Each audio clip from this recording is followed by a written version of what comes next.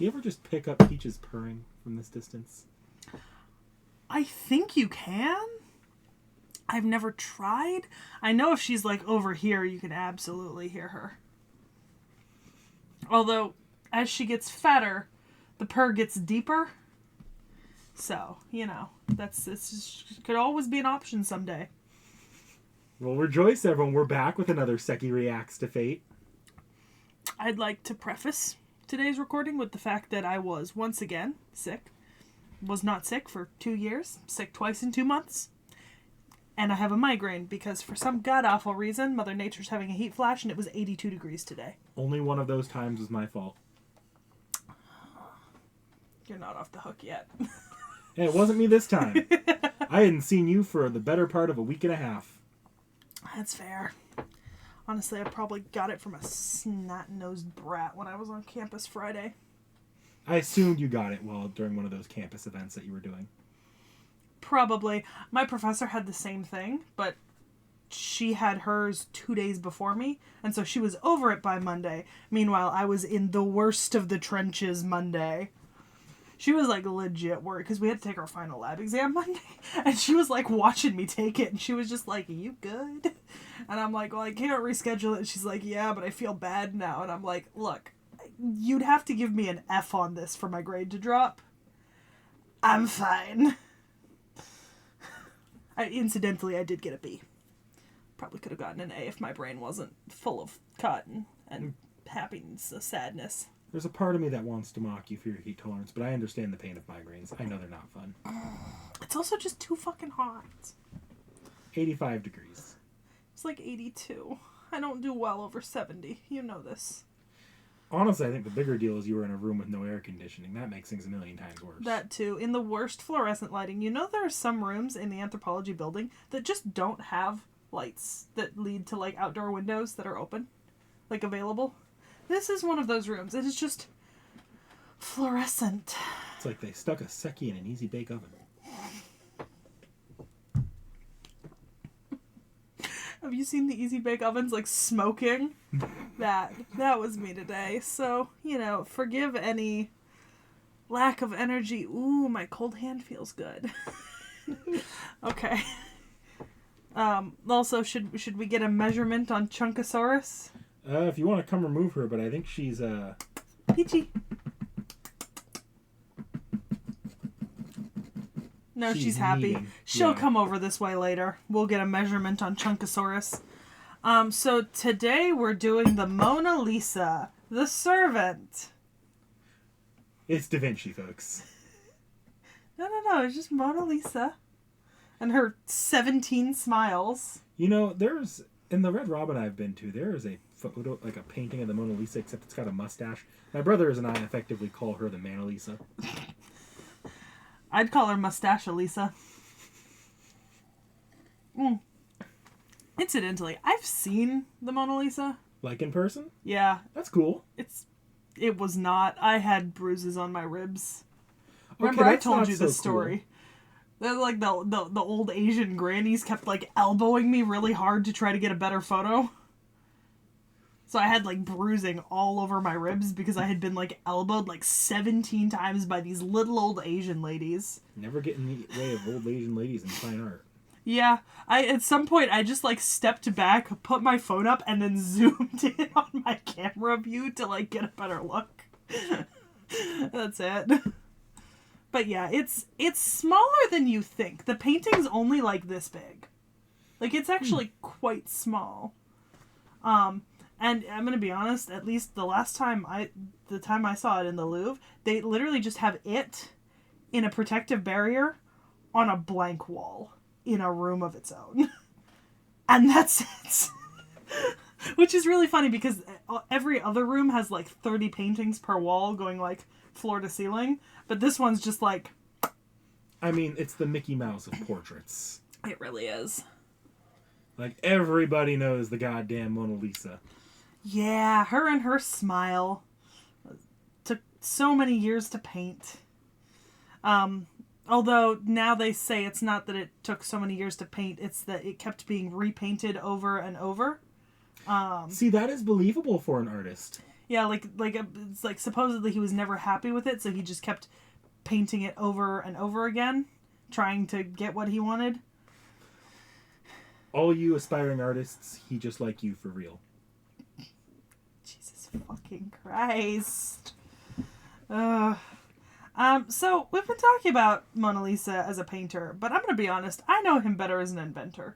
Yeah, I brought up the picture. I just thought it'd be fun to start on the Mona Lisa painting itself. I mean, to be fair, it is one of his most notable works. You know, another thing he's super famous for that not a lot of people...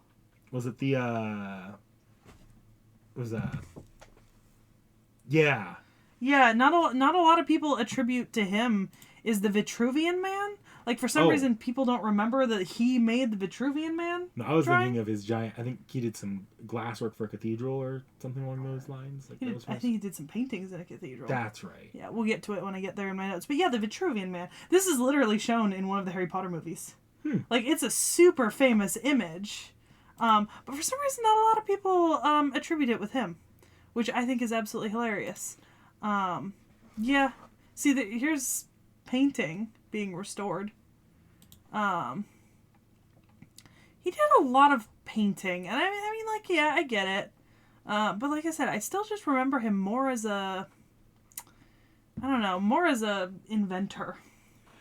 It's funny. Like, I did my personal little notes for today, and like the start of it was, did you know that polymath was a term? I didn't until today. Polymath? Yeah. Yeah. I'm just like, this is a term that literally could only apply to this one man. Yeah. This man had both left brain and right brain. And it was not smooth. There were many cracks and crags and crevices. Like, this man is the definition of what were you doing at his age, because it applies to every age he's ever been. I'd like to not make that comparison. My magnum opus is a 40-page paper that honestly is just full of my tears. So I don't want to make that comparison. You stretched it to 40 pages by causing the ink to expand when you found it. I really did. Desperation. Anyway, so Leonardo da Vinci was born in the Republic of France in 1452. April baby. Woo. None of us are April babies. And he also died in, he was born in the Republic of Florence. He died in the Kingdom of France. And he died in May of 1519. He was 66 or 67. I think 67. Yeah, if it's May, 67. He was 67. So he didn't even live to be that old. 67 is not... Jesus. I don't know. We're like halfway there. I'm kidding, we're not, but... The moment of panic in your soul when you did the quick math there, thinking, oh God, are we?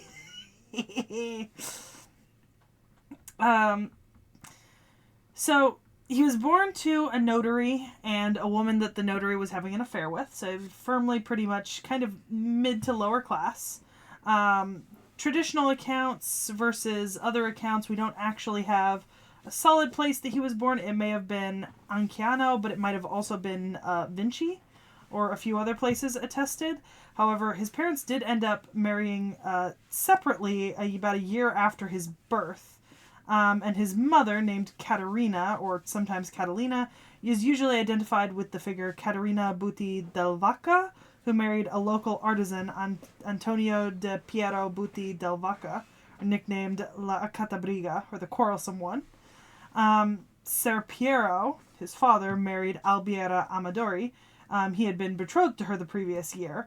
And once she died in 1464, he went on to have 3 more marriages over the course of his life. Man got around. Yeah.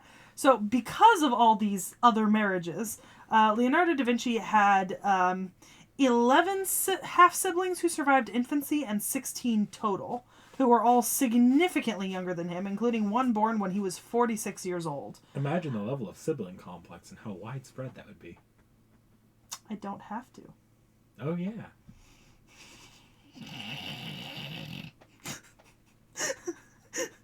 I get it, Leonardo. I get it. Actually, I don't. I'm at the opposite end of that spectrum. What's his youngest sibling's name? That's the one I need to say. I get it. We don't know a whole lot about his childhood, mostly because the biography written of him by Giorgio Vasari in the 16th century doesn't actually include a ton about his childhood. Also, keep in mind, it was written, a while after he died. Legends say he sprung from the ground with a fully grown beard. It's dwarves who go drinking with little hairy women. But by 1457, we know based on tax records that he likely lived with his paternal grandfather, Antonio Da Vinci, likely having spent the years before then in the care of either his mother, either in Anciano or Campo Zeppi.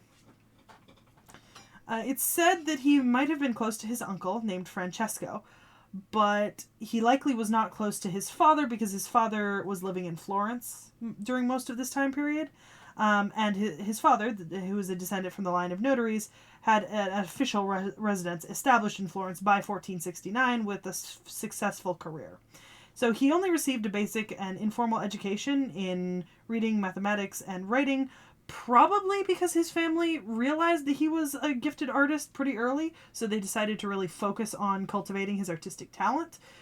Because we talked about this with Mozart, but remember, if you have a child who has intense artistic talent in some way, your real goal in life is to get your child a patronage that essentially pays for their schooling and their clothes and their living and a stipend, so that all they have to do is produce art kind of for as long as they're still gifted. I mean, we literally saw Mozart's father doing this from the age that he was 5, traveling him around courts, having him perform, trying to get someone to agree to be his royal patron so that he could basically just have a good life doing virtually nothing except for writing music. Very similar thing that they were aiming for here. He himself would later in life record his earliest memories in his Codex Atlanticus, recalling as an infant when a kite fell into his cradle and its tail fell into his mouth, although him having memories of himself as an infant is pretty unlikely. The human brain's not great at remembering memories that far back. I think my earliest memory is from when I was 4. Okay, but if any brain could do it. Yeah, okay, that's actually, that's valid. Yeah. Sneeze, and it's not letting me sneeze. Oh. Force it. Go find some pepper. No.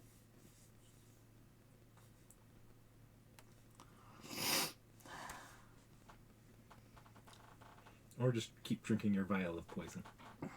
It's not very good. It's regular Pepsi. Disgusting. In the mid-1460s, his family ended up moving to Florence, which at the time was pretty much the center of humanist Christian culture and sort of developing philosophy and thought. So he became a studio boy in the workshop of Andrea del Verrocchio by the age of 14, who was an incredibly well-off and respected Florentine sculptor and painter. At that time, this was around the same time as Verrocchio's master died. Verrocchio's master was Donatello. So, big name. Da Vinci would become a full-on apprentice and not just a studio boy by the time he was 17, and stayed in training for 7 years learning his craft. Other painters also apprenticed in the same workshop and also associated with it, including Ghirlandaio, Perugino, Botticelli, and Lorenzo di Credi. I'm sure you recognize at least one of those names, and it's probably Botticelli. Yeah. So he was shown both theoretical skills and technical skills while he was working in this area. Drafting, chemistry, metallurgy, metalworking, plaster casting, leatherworking, mechanics, woodwork, and then drawing, painting, sculpting, and modeling. See, back in the Middle Ages, artists very often had to be sort of all-medium workers. You could paint, but if someone commissioned a statue, you had to be able to make a statue, and whether that meant carving it out of marble or creating something to cast in bronze, or, artists were even asked to design homes and palaces or rooms. So you really had to be good at just about everything, especially if you wanted to really stand out. You had to be able to produce notable works of art for anyone who paid you, and just outside of that in pretty much every single medium that was available to you at the time. So it makes sense that he would learn all these skills, and then also some of them would just be useful in everyday life or might have things that are applicable to art, even though they're not directly art, if that makes sense. Nowadays, people tend to be really specialist when it comes to art, and that's because we have so many different types of art these days. And a lot of people will dedicate themselves to like one particular craft. And a lot of artists both like paint, sketch, and then do like one other thing. But you don't often see like someone doing photography, sculpting, woodworking, drawing, all at the same time. Like often they'll do drawing and then they'll do woodworking, or they'll do drawing and they'll do sculpting. They'll do drawing and metalworking. Like it's pretty, you kind of pick and choose these days. Not kind of the way it was back then. Certainly he was likely better and more requested at some things than others, but that didn't matter. It was really what the customer wanted. So we mentioned Botticelli already, and Perugino and Ghirlandaio. So he was contemporary with all three of them, although they were all slightly older in age, and he met them in the same workshop. Florence was pretty much a hotspot of artists, and because a lot of Donatello's contemporaries, like Masaccio and Ghiberti, had also set up schools in the area, or had students who were working at schools and workshops in the area. Even Piero della Francesca had made a study of perspective. One of the first painters to use science in the study of light in paintings had been associated with workshops in Florence, which is obviously really integral in him being exposed to multiple different types of art, and this idea that you could combine science and art to produce something. So in Verruccio's workshop, most of the paintings and works commissioned were done by the assistants, not Verruccio. Leonardo collaborated with him on his Baptism of Christ, produced from 1472 to 1475, painting the young angel holding Jesus' robe with a skill so far superior to Verruccio that Verruccio put down his brush and swore never to paint again, now that Leonardo was painting. This likely is not actually true, but it's one of the anecdotes told about it. At the time, oil paint being applied to areas that had been primarily done in tempera work, like landscapes, was a relatively new technique, and so it was pretty notable to have him doing this really famous painting of Christ in this new technique. It's also said that Leonardo modeled potentially two different works for Verruccio: the bronze statue of David in the Bargello, and the Archangel Raphael in Tobias and the Angel. So, if you theoretically want to see what young Leonardo da Vinci looks like, go look at those statues. Hang on. Let's see if he's ripped. Or was that? It was before his Milanese period. Verruccio's workshop. Okay, so.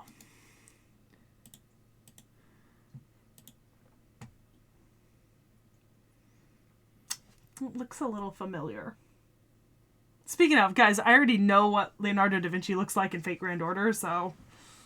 I mean, I'm not saying it looks like Fate Grand Order, Leonardo da Vinci, but I'm not saying it doesn't look like Fate Grand Order. Where's the other one? Interesting. The little brown-haired boy. Interesting. Effeminate. Then again, young boys, that makes sense. So there is a story about Leonardo as a young man during this time. It's said that a peasant made himself a round shield and requested that Ser Piero have it painted. Leonardo was inspired by the story of Medusa at the time and painted a monster spitting fire that was so terrifying that his father was forced to buy a different shield to give to the peasant, and would end up selling Leonardo's to an art dealer who then sold it to the Duke of Milan. So following sort of his growing up and working in Verruccio's workshop, we get to his first Florentine period, which is obviously the first period of art production that he spends in Florence. This spans a decade, from 1472 to 1482. So by 1472, he had qualified as a master in the Guild of St. Luke, which was the guild of artists and doctors of medicine at the time. But even though his father gave him his own workshop, he was attached to Verruccio and continued to collaborate and work with him during this time. So his earliest known work is a 1473 pen and ink drawing of the Arno Valley. And according to this, he was according to a story told by Vasari, the young Leonardo was the first to suggest making the Arno River a channel between Florence and Pisa that could be navigated for trade and travel.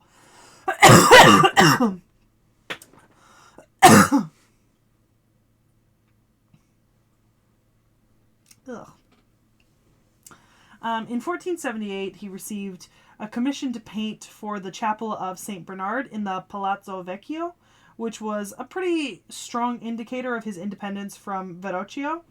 And Anonimo Gaudiano, one of his kind of earlier biographers, claims that he was living by 1480 with the Medici and worked in the garden of Piazza San Marco in Florence, where there was an academy of like artists, philosophers, and poets that was in the Neoplatonic style organized by the Medici. Anyone who knows history knows that the real power in Florence was the Medicis.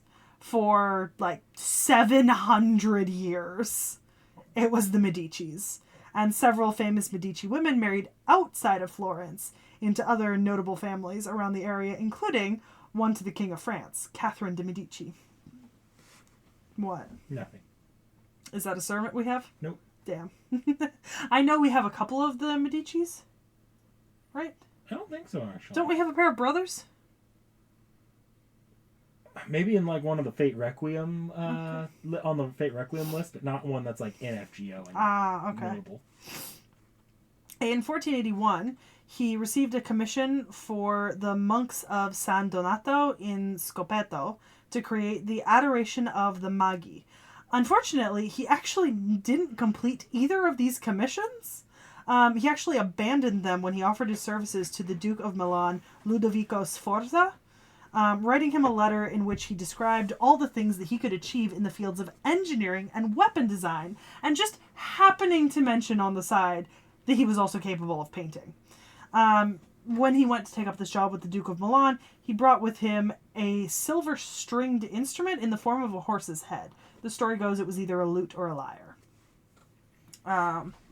So he visited the home of the Medici with Alberti later, and he came to know humanist philosophers and proponents of Neoplatonism at the time, including some really famous people like John Agrippoulos, who was a teacher of Greek and a translator of Aristotle, and he had a contemporary who was associated with the Platonic Academy of the Medici named Pico della Mirandola, who was a philosopher. In 1482, he was sent by Lorenzo de' Medici to Ludovico il Moro, who was ruling Milan between 1479 and 1499. So he worked in Milan from 1482 until 1499. This is known as his first Milanese period. So the periods in his life are generally categorized by where he was living and where he was producing works. He was commissioned to paint the Virgin of the Rocks for the Confraternity of the Immaculate Conception and the Last Supper for the monastery of Santa Maria delle Grazie.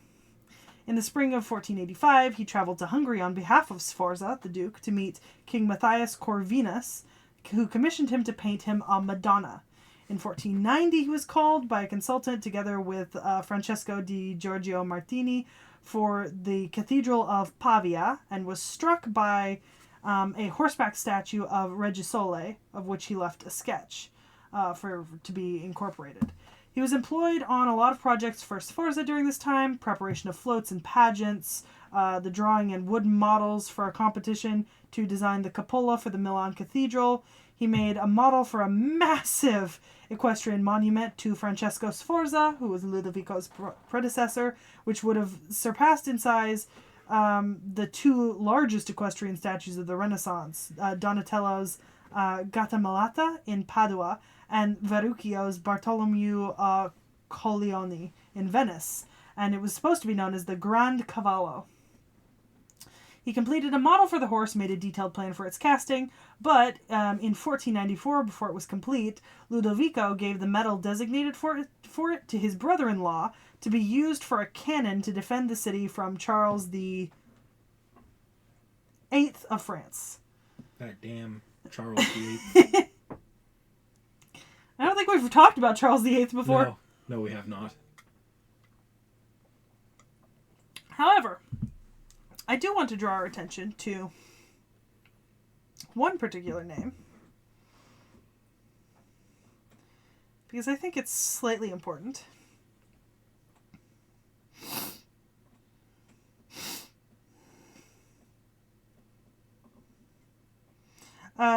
You remember I said the king, Matthias Corvinus? Does that name sound familiar to you?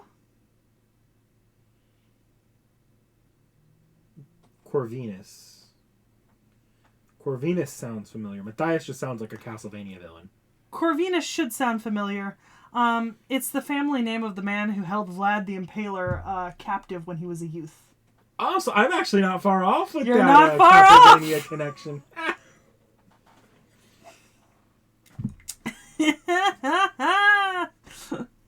Isn't that great? Mm-hmm. So, correspondence at this time records that he and his assistants were commissioned by Sforza to paint the Sala della As at the Sforza Castle in 1498, which became a trompe de l'oeil decoration that made the Great Hall appear to be a pergola created by the limbs of 16 mulberry trees interwoven with one another, whose canopy included a labyrinth of leaves and knots on the ceiling. This particular painting was actually restored in 1902. It underwent a large restoration project. So, after 1499, he goes back to Florence. We begin the Second Florentine period, 1500 to 1508. So, he leaves Milan because Ludovico Sforza was overthrown by France. Those damn French. Yeah, so he flees for Venice, accompanied by Sekhie, his assistant and friend, and a mathematician named Luca Pacioli. In Venice, he was employed as a military architect and engineer, and he devised many ways to defend the city from naval attacks. And when he returned to Florence, he became the guests of the Servite monks of Santissima Annunziata, and he was there provided with a workshop where he would create the cartoon of the Virgin and the Child with Saint Anne and Saint John the Baptist, a work that won admiration from everyone. In 1502, he entered the service of Caesar Borgia, who was the son... We have Borgias. We have Borgias. That's what I was thinking of. Not Medici's. We have Borgias. That's the other thing. If it's not a Medici in power, it's a Borgia. They might actually be more important characters in Fate Requiem, but I can't remember. Anyway, but Caesar Borgia was the son of Pope Alexander VI, and at the time he was the military architect and engineer, and he traveled throughout Italy with his kind of giving Da Vinci his patronage. He created a map of his stronghold, a town plan of Imola, and upon seeing this town plan, he hired him as his chief military engineer and architect. He would later produce more maps for his patron, one of the Chiana Valley in Tuscany, to give a better strategic overlay of the land, and this map was created in conjunction with his other project, which was the construction of a dam from the sea to Florence to allow water to sustain the canal during all seasons.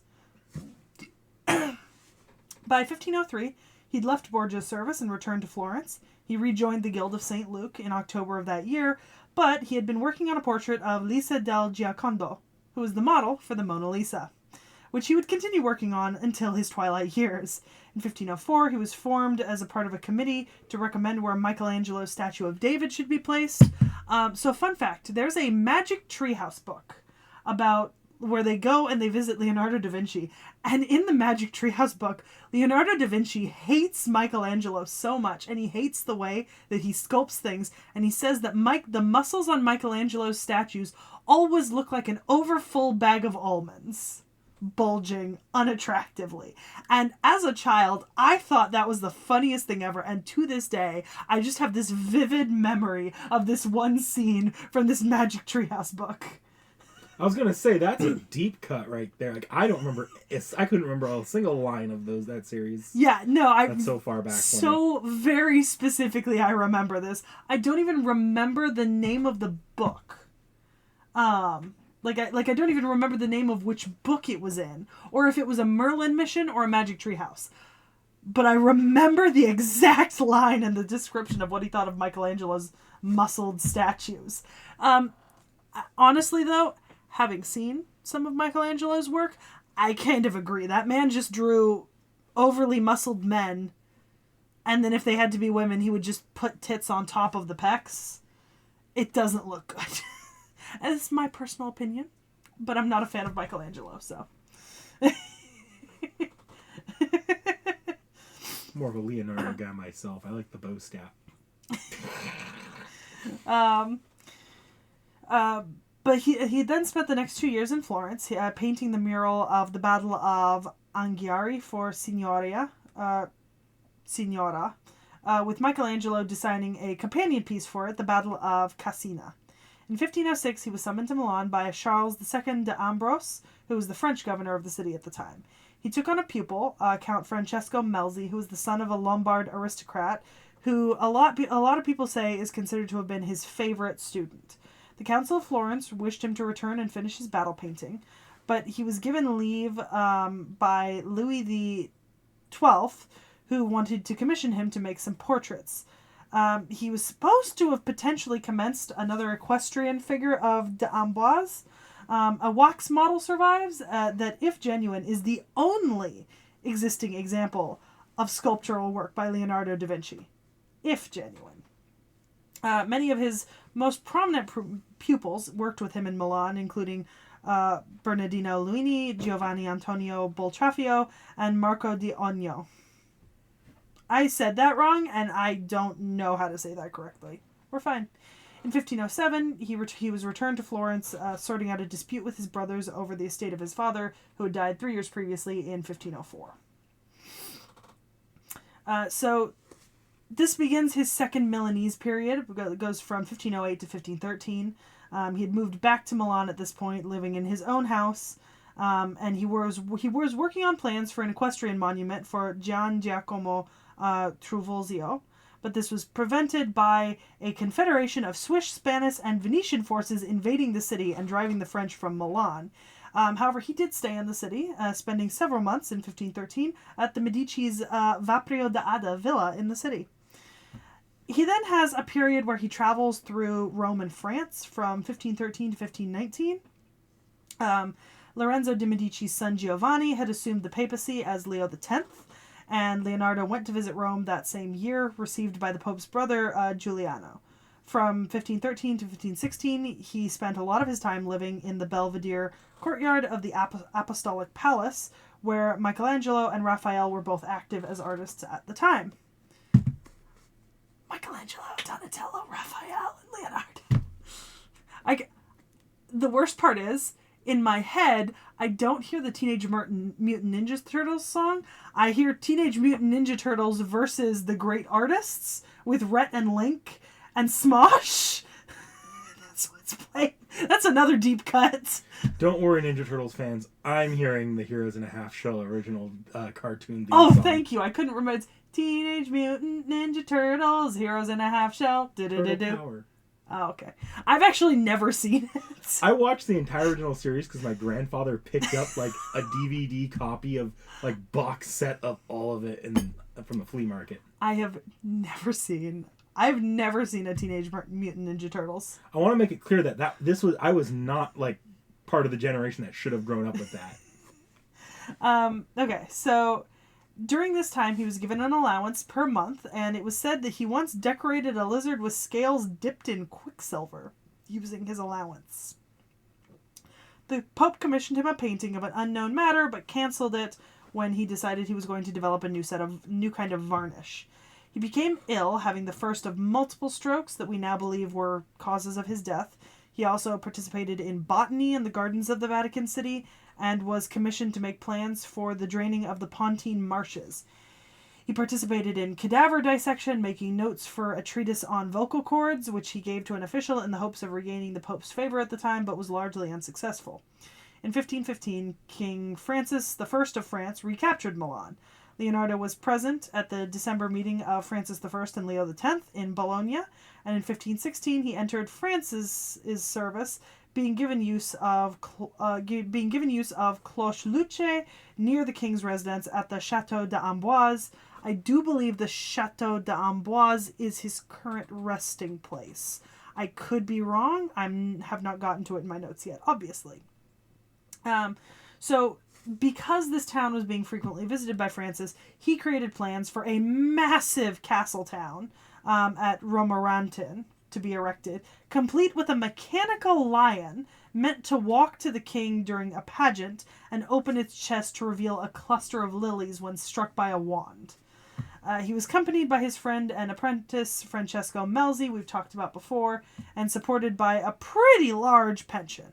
At some point during this time, Melzi drew a portrait of Leonardo. The only others known from his lifetime was a sketch by an unknown assistant on the back of one of his own studies, and a drawing by Giovanni Ambrogio Figino depicting an elderly Leonardo with his arm wrapped. In addition to the record of an October 1517 visit by Louis de Aragon, this confirmed the account of Leonardo's right hand being paralyzed when he was 65, which might be why he left works like the Mona Lisa unfinished, although he did continue working for some capacity until he was bedridden for the last few months of his life. So he died at the Cloche Luce in 1519 at the age of 67, likely, we think now, because of a stroke.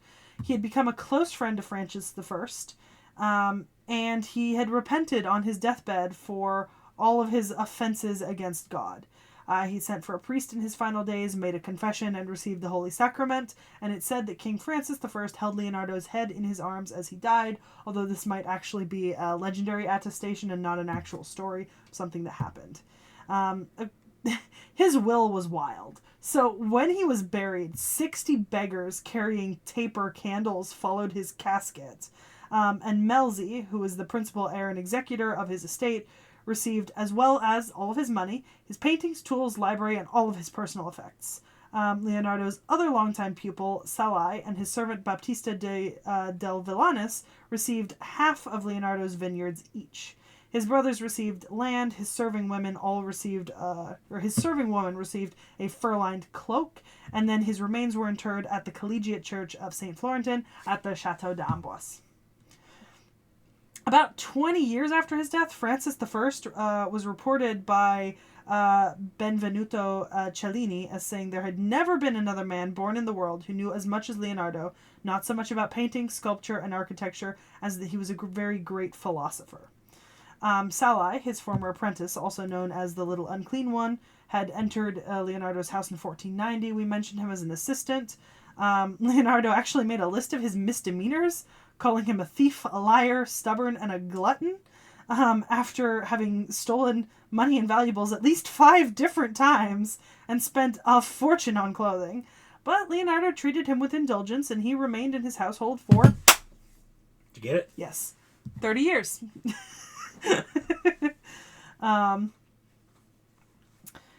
Sekhie created a number of paintings under the name Andrea Sekhie, but it's claimed that his work is generally of less artistic merit than others among Leonardo's pupils. I personally don't care, but you know. In 1524, Sekhie owned a painting that was called Gioconda in a posthumous inventory of his belongings, which was actually assessed at a really high value, which is pretty interesting considering people didn't really, you know.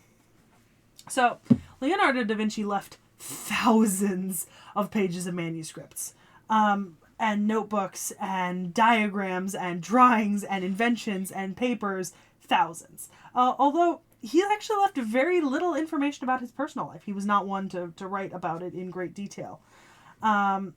His powers of invention, as well as his grace and his own physical beauty, are described to be part of the reasons why people were so curious about him. It's said that he was likely a vegetarian and had a habit of purchasing caged birds and setting them free because of how much he valued animals and loved them.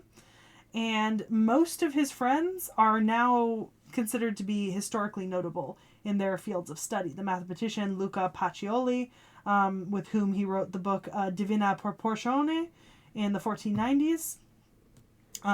Although it's, based on what we know, it's not likely he had any really close relationships with women, except for friendships he held with Cecilia Gallerani and the two Este sisters, Beatrice and Isabella, having drawn a portrait of a few of them.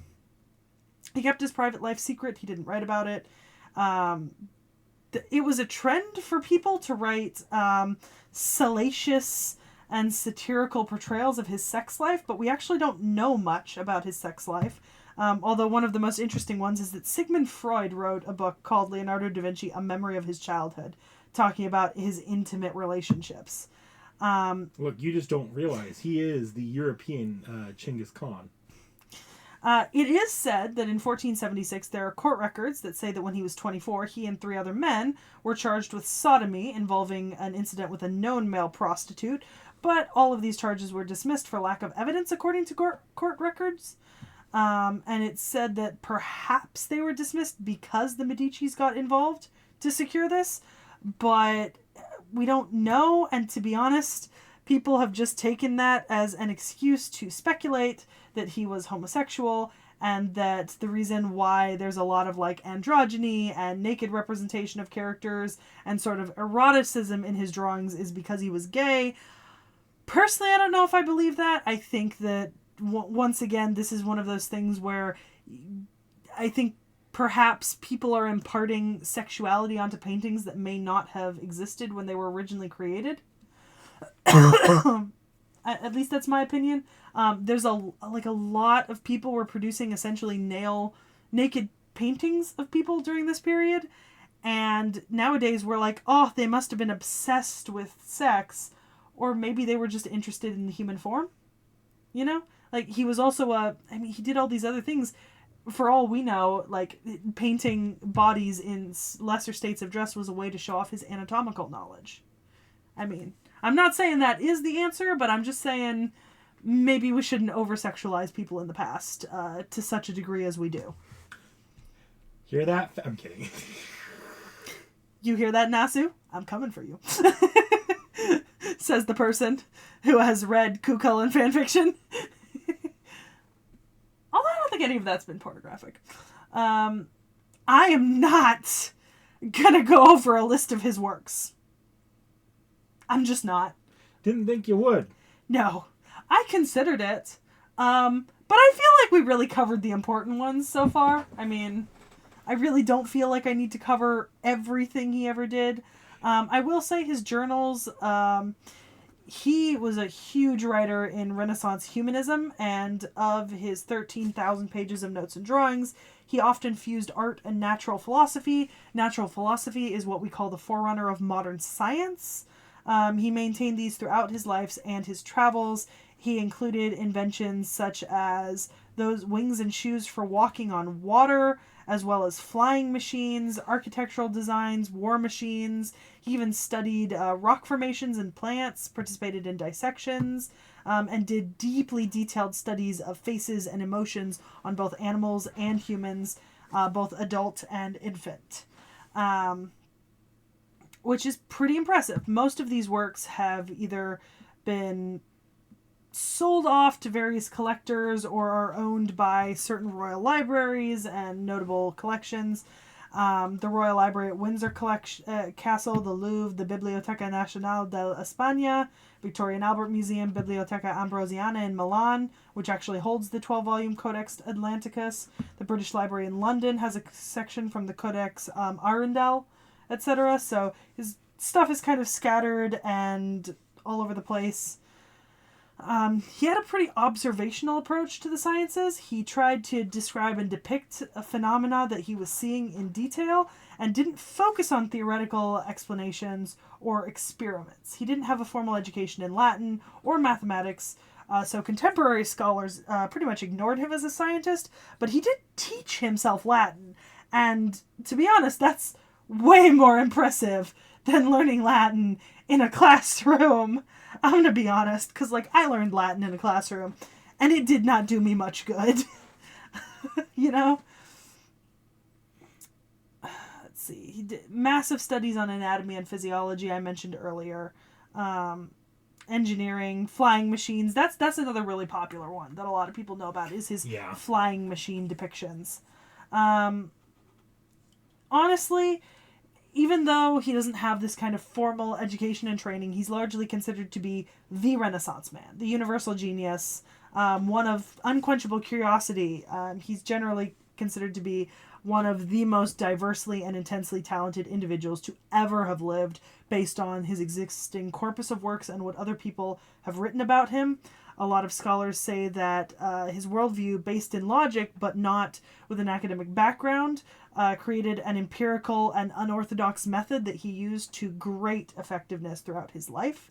And even during his own life, so this is a rare example of an artist during his own lifetime being valued for the genius that he was as well. He was quite literally a national treasure. Yeah, no, his patrons knew it. He was literally brought, like King Francis of France, literally brought him from place to place like a trophy to show off and brag about and kind of do things for him. Like, that he was valued during his life and is now valued after it also. One of the few artists to kind of transcend both life and death in his fame. And I personally think that's absolutely incredible. That's it. That's me. So I'm going to have you move on to the next slide, which is not a Type Moon slide in the slightest. And it's not even anything you have to read, but I just want something to throw up there while I go over the next part, because I don't have a slide for this. This is in Italian, too, I think. This is not in Italian. I don't know what that's in, then. I'm pretty sure this is in Polish. Oh, neat. Neither of us because it's Polish. From, no, Kultura.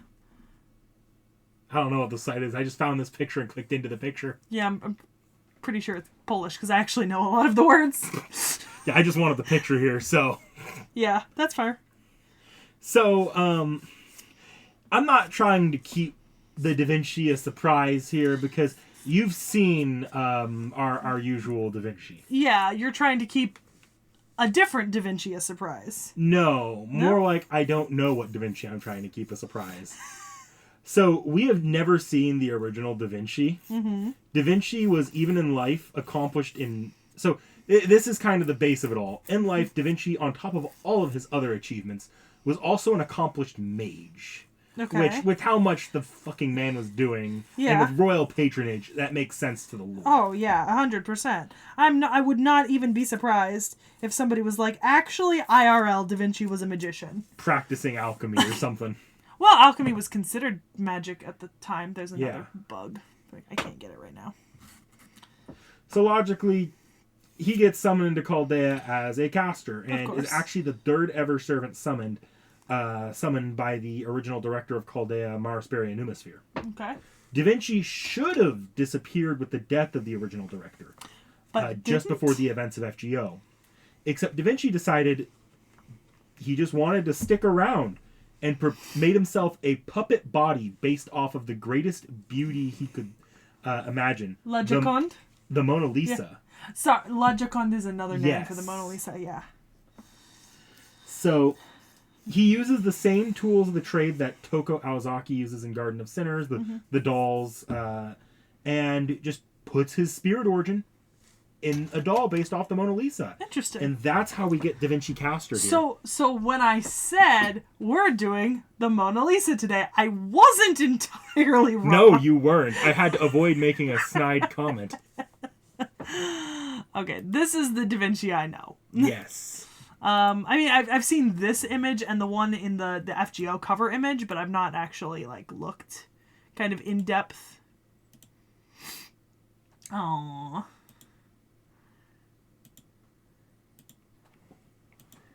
Yeah. Solid. I've had a lot of time to get used to this one, so solid. Mm-hmm. So this is Da Vinci's body during the events of FGO Part 1.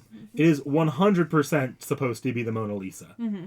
Da Vinci has fully adopted the body, and as I've made a habit of clarifying in scenarios like this, Da Vinci in this body fully identifies as female. Mm-hmm. Yep. Da Vinci is playfully boastful about her own genius, but only so far as it's appropriate. When things get serious, she's a remarkably hard worker and very humble.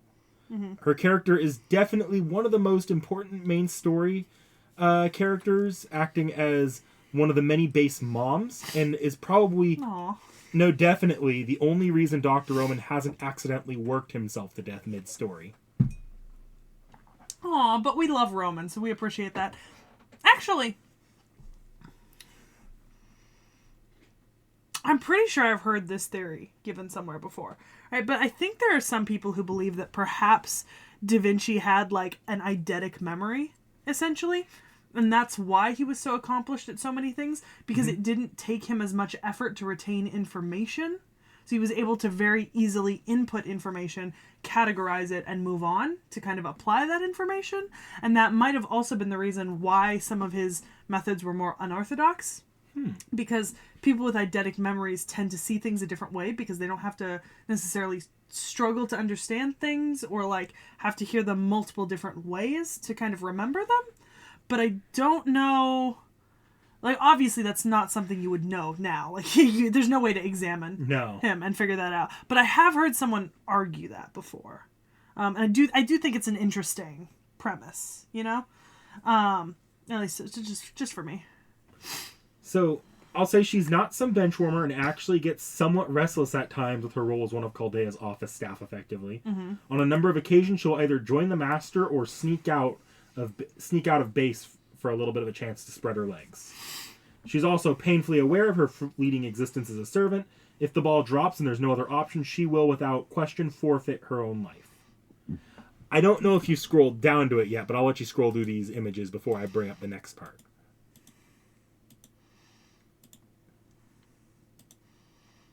I'm just checking to see if there's anything I might miss by not looking. Oh boy. Okay. Oh, not that many. Okay. Bleep with a tendency to bleep, isn't he? Good grief. I don't know. You won't know at all what that means. King of Magecraft. Good grief. Jeez. All right. Bleep. Like that sort of thing. There's not even a name for that. Okay. Yeah. All spoilers. I'll let you scroll down. You can look at some of the artwork. There's one in particular you're going to catch that's going to be important as we move forward. That? Yep. That is a hand. Yeah, so That is a man wearing a... There's no dodging the obvious CG at the bottom of the narrative section that Sekhie will likely have already scrolled to. She does, in fact, get murdered by Kire Kotomine during a last-ditch effort to protect the few living members of Chaldea during a brutal attack on the base. So, yeah, that sucks. Yeah, it really does. I'm at skills, by the way. So, as mentioned before, Da Vinci secretly took up magecraft during her life as one of her many, many talents. Those talents also help here. Blech. She uses tools of her own creation to help her in combat, allowing her to keep up with enemies in melee more so than is often expected out of a counselor servant, especially because she's not technically using a normal servant body. Like, you probably saw in one of those images her giant-ass glove. Yeah. She's got multiple... You've seen it in chapter where she'll just, like, pull out vehicles occasionally. It's also heavily noteworthy that she possesses the Pioneer of the Stars skill. I'm going to stop you right there, and I'm going to be real honest here. I can think of no one in Fate more deserving of that title. Literally no one. And that is a firm opinion I have based on what I've seen of the servant list. This is perhaps the character who deserves it the most out of everyone who's ever had it. So, you want to know something fun here? What? You've seen now 3 of 4 servants to be applied to it. You're only missing one for the Infinity Stones collection. Yeah, because it's Francis Drake, Leonardo Da Vinci, and I've also... Hold on. It's been a bit. I can give... Edison? No. The one that actually deserves credit. Tesla. Yes. Tesla. It was one of the 2 from that video, because I remember you explaining Pioneer of the Stars during that video. So I don't know who... Oh, wasn't Voyager the 4th? Yeah, I could say it. Yeah, it's Voyager. Yeah. Because that... Yeah. Those 4 are your pioneers of the stars here. And Voyager I understand.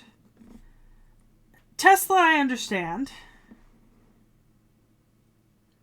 Drake I get it. I think... If you think about how unique our I get interconnected world is for our era. Yeah, I get Drake. I do. Like, don't get me wrong. I understand it. But I think even out of the four of them, Da Vinci is the one who's most deserving of it in my mind. You know, like as far as human knowledge goes, yeah, definitely. more than Tesla, more than Voyager.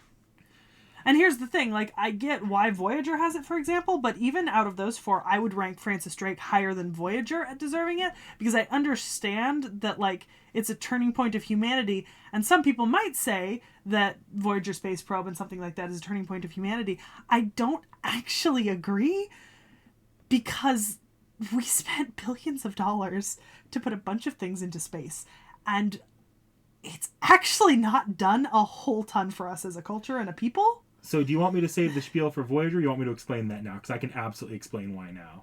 I'd like you to explain it, because here's the thing. It's not that I devalue the idea of Voyager and NASA and all of the space missions and stuff like that. I just, like I said, I would rank even Drake higher on my ranking, because I personally think that Drake contributed more to kind of like a cultural sort of thing. So it's funny, because Voyager is not actually a servant written by Nasu, but Voyager getting Pioneer of the Stars is a very, very Nasu thing. Because across the entire Type Moon Nasuverse, especially in Fate Grand Order and Fate Works in general, there is a running theme of the progression and end game of humanity as a civilization. That's why you have all those sci-fi elements that are coming in, because the idea here is that as far as Nasu is set, like Nasu believes humanity will eventually transcend both the Earth and the physical plane, and Voyager is a huge step towards that. I think if I would, here's the thing. I don't think I'm going to be around for that personally. No, like, it's hard to see now, but so like I think that in the like if I was living maybe 500 years from now and it had happened, I would absolutely understand. But as of right now, like it makes sense. But I personally class Drake as higher on the kind of. It's more of a thematic thing than a historical thing at this point. Yeah. Because I'm not saying that, like, space hasn't given us a whole lot of things. But it's like, not something that we've seen the... I do kind of side with all those people who make the joke that, like, space is the final frontier. No, it's Earth's deep oceans and hidden places. Like, I personally think humanity would get more out of exploring our own actual planets than we will out of space travel at the moment. Like, in terms of what's possible. Like, do you know how much of Earth's oceans are left, like, completely unmapped and unexplored in, like, detail? If I could give you pushback.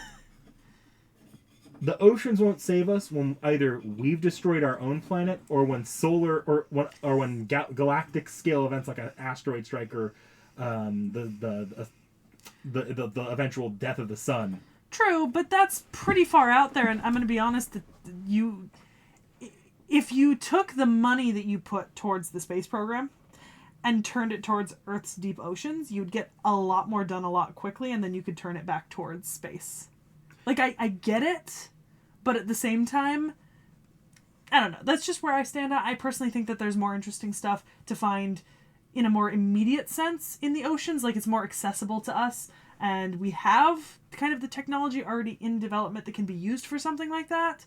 And instead, we're just turning kind of entirely towards space, which has largely been not really physically productive. I mean, we're sending billionaires to space for fun. I mean, that's... Well, that's... Come back to me when, like, there's a functioning colony on the moon or something.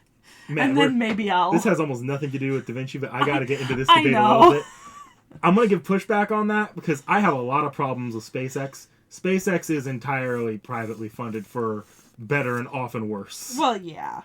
Because, here's the thing. There are some things, right, that, like, NASA and the government paying for things like that have done really good for us. Like, right now, I'm taking an entire class based on remote sensing, right? And a lot of that is Landsat satellite imagery, the Pleiades satellites, all that sort of stuff, right? And that's tracking crops, predicting growing seasons, like mapping the globe, like, tracking vegetation indexes and stuff like that. And actually, that's all really useful. Like, it really is. Like, vegetation indexes, super fucking useful for, like, maintaining our equilibrium in, like, growing things, right? And, like, I get that... I think for me, it's the billions of dollars to take, like, less blurry photos of a black hole. instead of spending some more time exploring what's in our oceans. Maybe that's, I guess it's kind of, because that's the big demonstrative science, right? Like, that's like the big things that show up in the news. And I'm certain that, like, the telescopes that are being used to do that are doing a ton of other stuff that's like actually quite beneficial, right? Like mapping things out in space and all that sort of shit and learning stuff.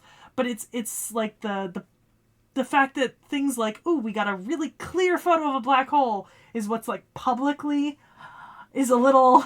I can give you 3 refutations of very different angles.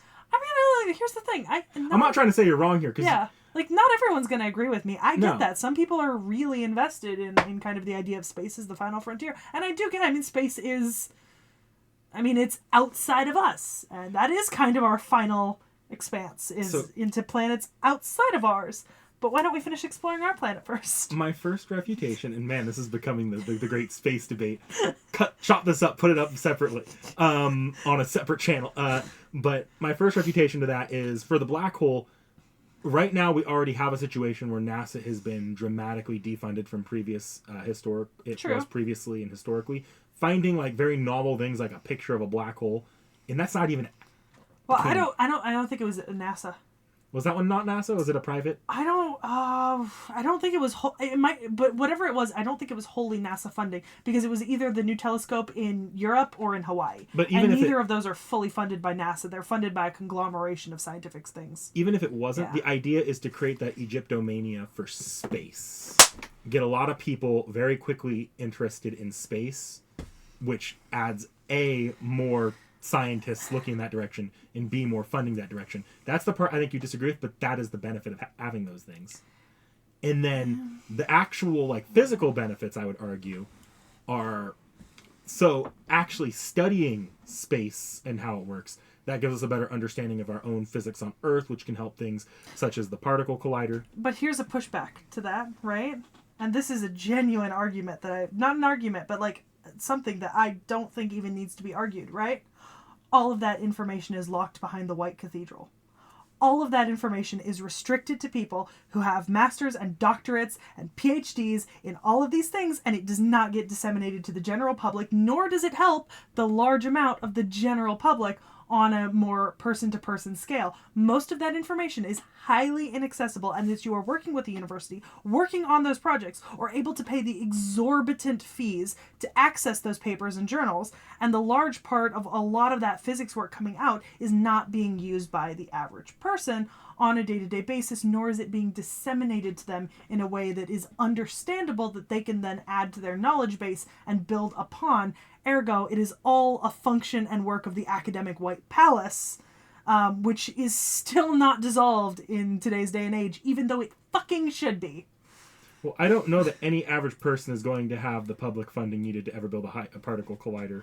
But the average person doesn't even make enough to pay for the subscription to the journal to educate themselves about that, because those journals are over upwards of $1,000 a year. Like, I don't want to argue the academic institution, because there are clear problems that we could argue that all day. Yeah. I'd probably take your stance on a lot of that. But I don't feel like this particular debate is actually one that's useful to the average person. Whereas this is more useful to even saving our own goddamn planet. But once again, a lot of the work about saving our own goddamn planet goes into academic journals and never gets disseminated to the public. I mean, it would be nice to have this stuff known to the general public. But also, are we going to decry an entire field of study just because there's still problems that exist across all academic fields? No, but if you want me to value it more, make it public.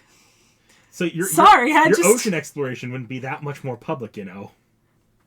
Like, that's why I'm like pushing back here as a point of rhetoric. Hey, as someone who's browsed academic articles for a lot of their lives, it's much easier to find easily available shit about our oceans than it is about space.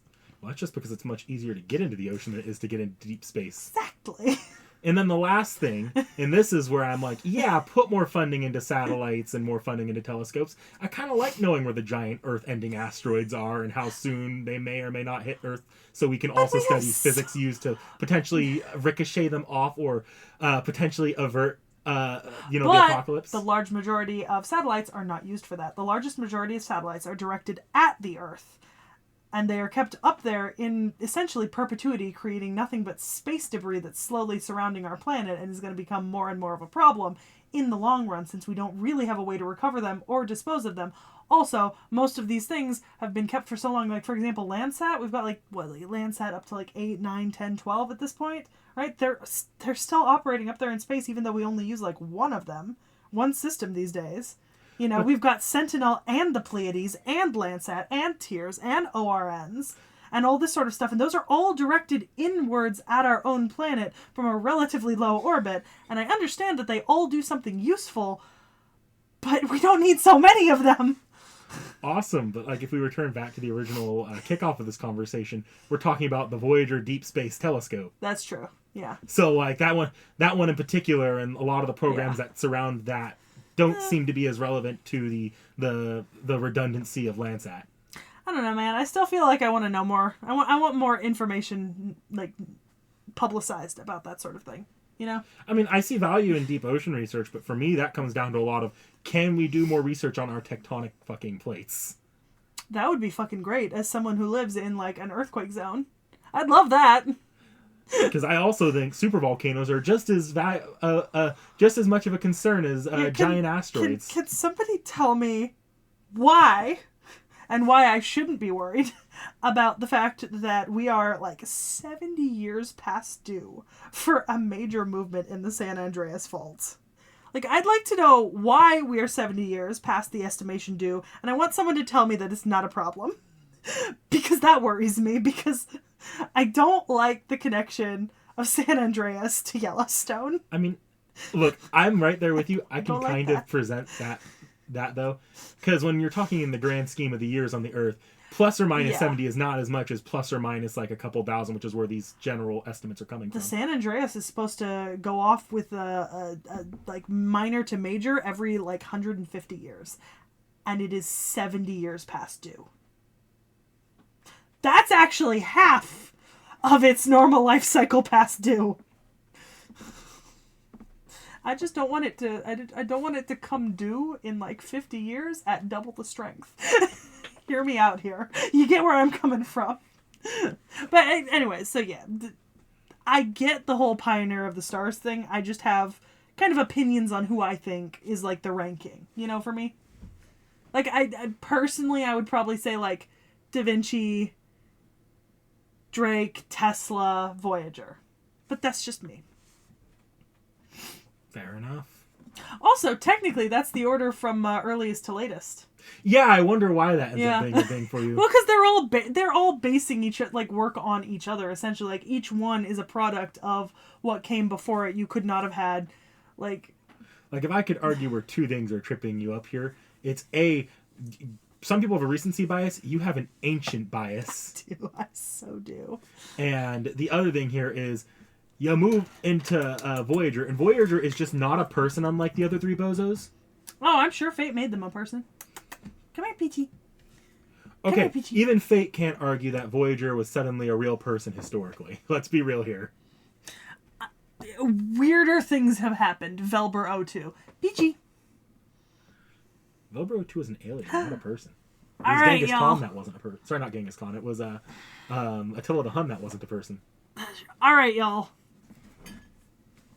Chonker Index. Oh, God, that is an obscene angle. If you put her down right now, it'd probably register on the Richter scale and trigger the San Andreas Fault. Oh, honey, he's being so mean to you. All right, keep going. Actually, I guess it's my turn to make comments on some of the skills. If you want to look over the skills, yeah. Yeah, I mean, look, item construction, territory creation, I get those. Inherent wisdom, that's the natural knowledge in the sciences. Pioneer of the Scars, we just spent way too long discussing. Golden Rule, makes sense. I see that their Noble Phantasm is something I've already mentioned. Uomo Universal, or the Universal Man. Yes, so this is a raw but a raw bit of magical energy that is released and calculated in real time to target the enemies she is fighting specifically. Mm-hmm. The result is damage that cannot be reduced and cannot be stopped. Mm-hmm. I Yeah. love that. Good for her. Just when you, in real time, calculate exactly how much heat you need to generate to burn someone's skin off. I could not. I could not. I can barely calculate, like, 2 plus 2 on the fly. I am not Uomo Universal. Are you content? Yes. I thought she'd struggle to get away. No. You know that, cat. I do. Okay, Peachy. Sorry, I'm not at the angle where I'm able to take over the screen for you anymore. Okay. Alright. So her artist is Shimokoshi. Shimokoshi also has designed Mephistopheles, Beowulf, Tawara Tota, Gorgon, Hessine Lobo, Salome Serizawa Kamo, Bogart, Mike, and Kuko Chihiko.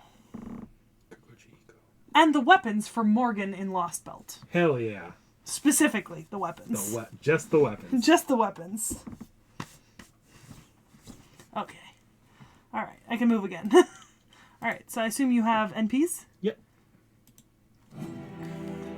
It's like a formula. All within my calculations. Oh yeah, she has an older sprite. It's hilarious. Oh, She'll yeah. be standing next to someone like Ilya and they're the same exact size. Aww. Yeah, I see the older sprite. That's a little weird. I was not expecting it.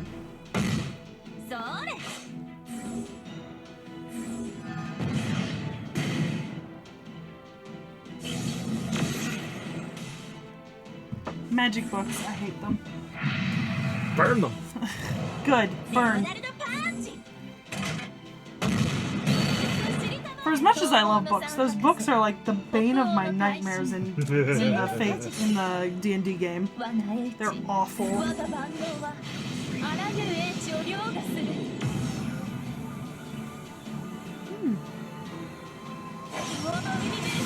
So, she just creates a nuke. Yes. Okay. You know what? I can get on board with that. Yay, arcade.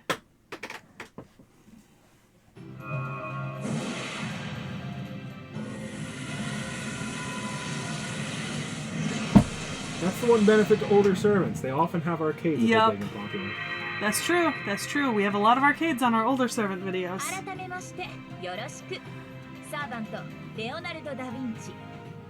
You know, I'm gonna be honest. Kudos. This is actually not that horny. This is pretty fucking tame. Honestly. I'm enjoying it. Oh yes, just smash them. Oh yeah, put your glasses on, and then toss a nuke at them. Oh yeah. Oh yeah. We love that. We love it. I see Nemesine, the muse of memory. Yes, you did not need to look this up. This is just a name. Well, also, we've also gone over Nemesine before. Have we really? Yes. Oh. We definitely have done Nemesine before. It was mentioned. Yeah. For a reason that's going to tie back here, it was mentioned when we covered Faker. Yeah. But this is like actually what's going on with Nemesine. Oh. So I did mention that Da Vinci died. Mm-hmm. Her body was also lost with the original Chaldea base and was left to rot in the facility along with the remnants of one of its supercomputers that contained a program called Nemesine. Yeah. Nemesine is the program that tracks the Master's existence within the singularities using a wide number of mystic eyes purchased on the Rail Zeppelin by Marsbury and Numisphere. We love the Rail Zeppelin. Part of the program's purpose was to track and assist in maintaining the mental well-being of the Masters, and due to the grief caused by the death of Da Vinci, Nemesine would end up going completely rogue and hijack Chaldea's new ray-shifting systems alongside the corpse of Da Vinci, allowing it to function as a pseudo-rider class servant. Mm-hmm. It would then use the Master's memories to form a patchwork singularity comprised... Or it would make a patchwork singularity comprised of the Master's memories that was based out of London. Mm-hmm. Any programming or morality limitations it had against this were taken and deposited into Faker from case files due to her connection to the Rail Zeppelin. Okay. From there, the master was kidnapped and left in the Singularity in hopes they'd never leave, allowing them to escape the grief of both Da Vinci's death and the actual genocides they were forced to commit during the Lost Belt arc. Aww. And because the Singularity slowly wore away and eliminated the master's memories, cut off from Chaldea itself, it was really a foolproof plan. Oh. She made one calculation error. Oh boy. Because the Singularity was based out of London, the servant sent with the master to clear it was Lord Elmaloy II. Oh boy, and he would not have let that go. No. He helped set the pieces in place, ensured that Rhinus and Grey could be summoned to assist, and they were able to solve the mystery and reach Mnemosyne to free the master from the Singularity. Eventually, she's talked out of it by a briefly summoned Da Vinci, and finally lets herself pass on, with the Singularity only briefly sticking around to offer advice to the final fragments of the master's memories, being escorted out of the Singularity by Faker. Hang on. We got Peaches! Oh, I got her in. okay, I got lucky. Okay, then they're all in. Yeah. I'm on her abilities currently, just so you know. Yeah, so she's not a full servant and is just using the body of one, so she does not have access to Da Vinci's NPs or skills. But she can kind of use Rongominiad? Yes, because she can draw on and replicate the master's memories, allowing her to summon servants from various locations, including the demon pillars, and yes, she can call down Rongominiad. Huh. Fun. When push comes to shove, she also has her own artillery on her physical body and can summon shadow servants to protect herself. Okay. I also see a Noble Phantasm here. Anamnesis Overflow. It's a noble phantasm, but it's not really a noble phantasm. It's just firing off the artillery and summoning the servants, I think. Okay. Alright, I assume you have a video of her as an NPC? Oh, yeah. Yep. Oh, look! It's my favorite! It's Forklift Girl, Astrea! Yep. I remembered this time. And Lord Elmaloy. So, of course, perfection. And Tamamo. That's acceptable. Go watch my probably still ongoing Fate Extra playthrough. Yeah, by the way, how'd that stream go last night? It was actually pretty good. I enjoyed that one. Speaking of, I'm behind on uploads. Sorry, y'all. I'm sure you'll be able to figure out when we film this video based on, Are you behind on uploads? Yeah, I forgot. I'm so sick I didn't get to upload the our podcast video this week yet. It's going up tomorrow. Oh. Hathor's up early. The Hathor Reacts is up because I did that before I was sick. But then I was sick for 3 days. See, I just told the audience that it was going up still, and I forgot that it was already. I didn't realize it was already up. Yeah. Yeah. Because I spent all day Sunday under 3 blankets on the couch watching Hamilton with ramen. That was my entire Sunday. I was so sick. Nice. Yeah, there's not really a special animation. Yeah. It's just firing off the artillery with a bigger explosion. I'm pretty So sure. I see we still have more Leonardo Da Vinci. Yes. So what do you got for me now? So next we have Da Vinci Ryder. Okay. Prior to her death, Da Vinci and Holmes worked together on a contingency, basically a last resort in case Chaldea ever needed to flee base at any point. This is a secret project called the Shadow Border. Mm-hmm. The Shadow Border is an armored mobile base that has a small amount of internal space expansion to allow for a handful of staff and servants to potentially live out of it if needed. It has the ability to travel through imaginary number space and to allow access to singularities and aberrations local to the Earth itself. Oh, God. The function was likely implemented after the events of Salem, which was accessible from the Earth itself. Think the WandaVision Hex. Oh my God, she's a steampunk roller skater. Peachy! That was Loki. Loki! Speaking of Marvel, She's an ice skater too! so serving as the central operator And a rollerblader! of the computer programs needed to pilot the vehicle is a small child version of Da Vinci created by Da Vinci to ensure the device was still operable in the event servant. she was taken out. Favorite servant. The child Da Vinci has all the memories of the normal Da Vinci at the point of her death, but by Mnemosyne's and child Da Vinci's own words, is a completely different person at her core. Child Da Vinci is almost a Doctor Who regeneration type situation. Same memories, very different soul. In terms of personality, she's not unlike the original Da Vinci, but she's much more youthful in energy and is, in my opinion, just a bit more impulsive and hot-headed, though this could be a simple result of her riding the energy of the way others treat her in her current body.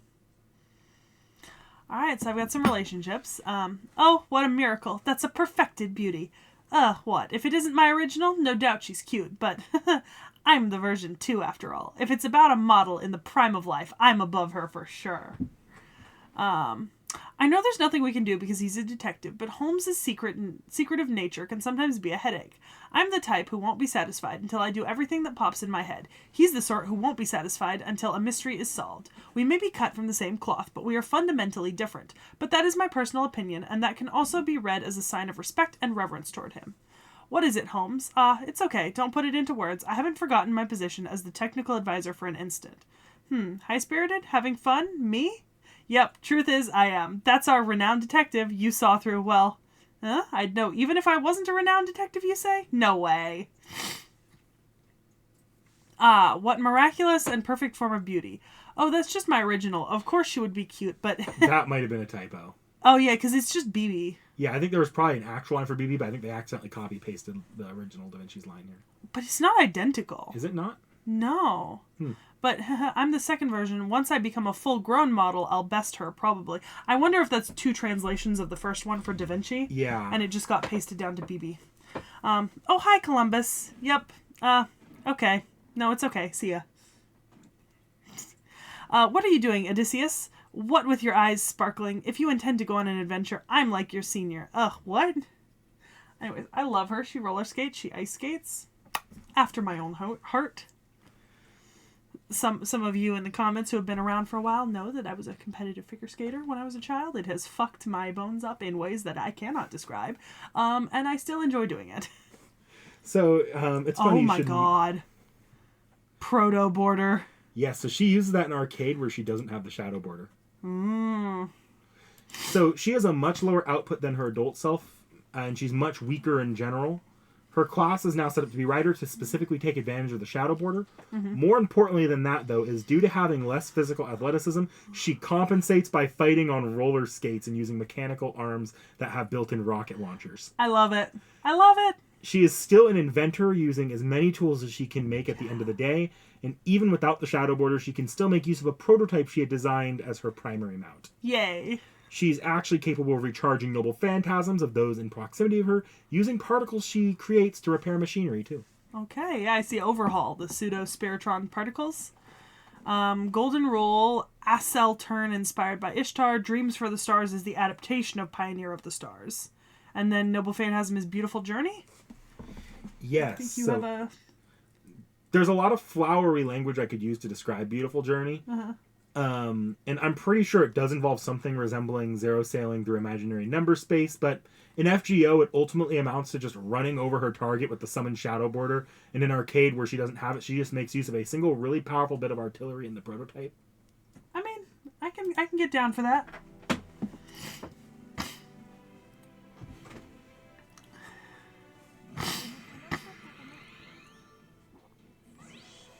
You can turn up the sound if you want. Actually, I turned it down for the boss fight, but... There's a very fine line between too quiet and too loud right now on my computer. So she's got a newer sprite. Yeah. She's a newer servant. It's just hilarious when you put them next to each other. They're the exact same size, even though they're not supposed to be. Aww. Oh, I love that. Her little...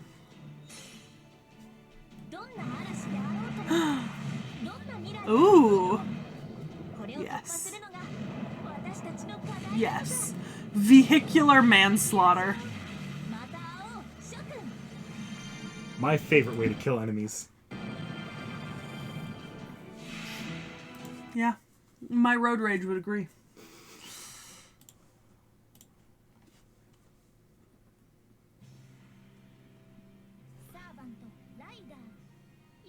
Fun fact, the arcade version actually predates the playable version in FGO. She looks really cool, though. It's also a slightly different outfit. Yeah. They added this into FGO as a costume later on. Oh, yeah, I think I saw the costume. Yeah. That's her little rocket backpack. I love how she goes from roller skates to ice skates to roller blades in her costume. A servant after your heart. Really?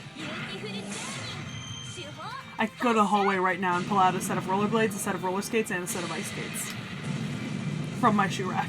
Weak failing bones compensated with rollerblades. Oh man, I really feel it. Well, you gotta phrase it that way. So, she has a summer. Ooh. I clicked into it. I'm sorry. No, you're good. She has a plesiosaur. She has a Nessie. And there's a little Triceratops. Oh. And a dinosaur parrot thing? I don't know. There's actually specific names for all three of them, like the... Oh, but it's a little plesiosaur and I think a Triceratops, right? No, that's two horns. Younger Triceratops, I don't... That's it, yeah. That first horn can be underdeveloped. Oh, oh. They're so cute. So, during summer, Da Vinci becomes a ruler class servant and gains a penchant for paleontology, because Leonardo da Vinci needed another title under her belt. Yes! She does this to seek treasure and adventure when a singularity takes them to the Caribbean. Yay! As a quick note, fate presents the possible idea that Da Vinci and Columbus may have known each other in youth, but that idea is also just as quickly thrown away as unlikely. But we can cover the weird intricacies of that situation when we eventually do the shit stain himself. Yeah. I also will mention that during this adventure, she befriended and raised a baby stegosaurus named Sekhie. Aww. It's around now that I'll also say I've yet to emotionally recover from that parting. Aww. Oh, okay. I see Triceratops named Fiamma. Futabasaurus. Is that different from a plesiosaurus? I believe so. I don't know the specifics on the different... I'm just gonna... It's a genus of plesiosaur. So I was right. Yes. And then Ervogel named Venta. Is it a type of... Hold on. Oh, it's a type of Archaeopteryx. Archaeopteryx. Okay. Oh, I know this image. Yeah, the feathers. The proof of feathers in dinosaurs. So these things are capable of slight autonomous thought. So they are not just... they're not just for show. I love that. Her Dopo Phantom's a dinosaur summer goodbye. It allows her to load a dinosaur mecha into a capsule and fire it at the enemy at top speed and power. So what you're telling me, right, is that she plays Monsuno. Kinda. That is, I love it. I love it. Daintily. I also like her outfit. It's super cute. But the dinosaurs are cuter. Paleontology, that thing I don't do. The amount of people who, when I say, I'm going into archaeology, and they're like, ooh, like dinosaurs? No. That's paleontology. Now, don't get me wrong. I think paleontology is absolutely fascinating. It's just not what I want to do. Paleontology is just archaeology, but deeper. No. Emphatically no.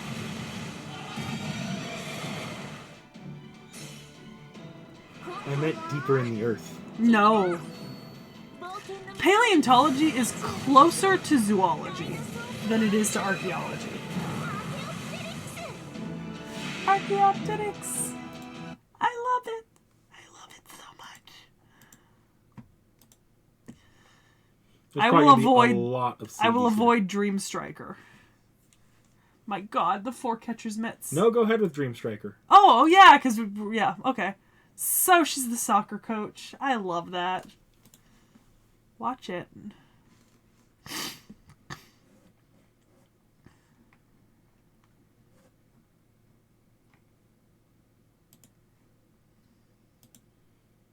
Oh.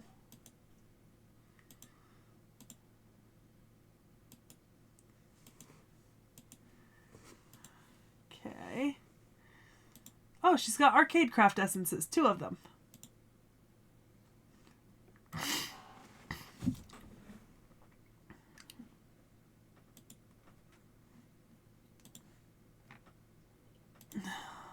Cute command code. All right.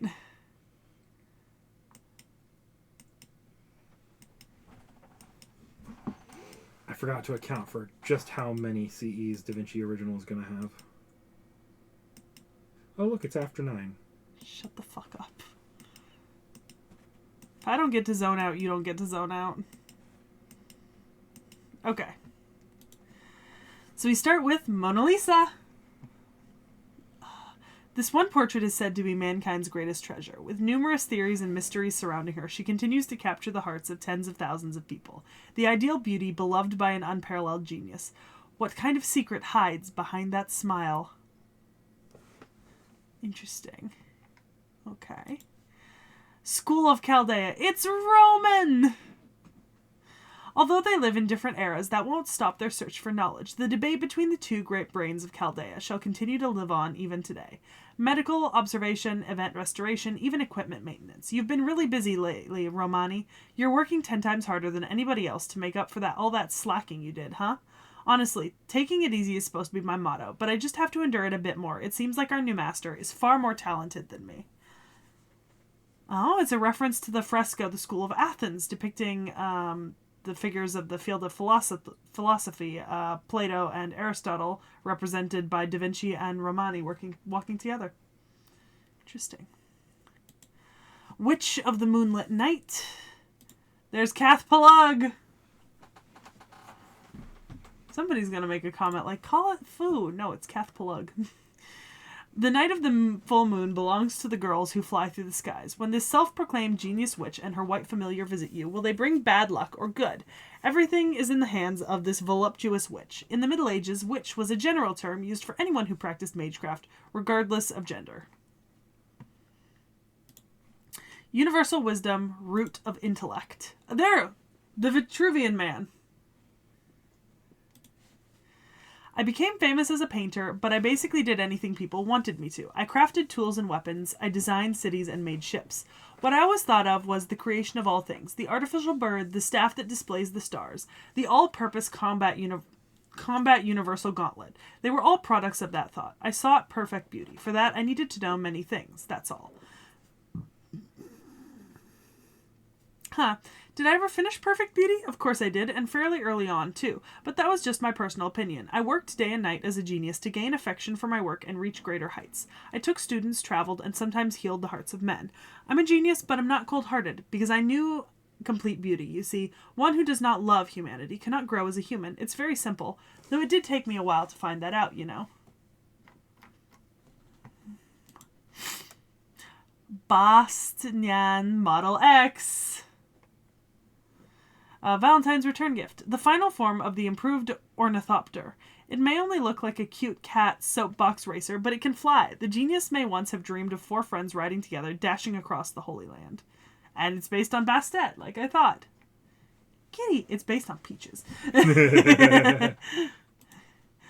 Flawless chocolate. The Vitruvian Man.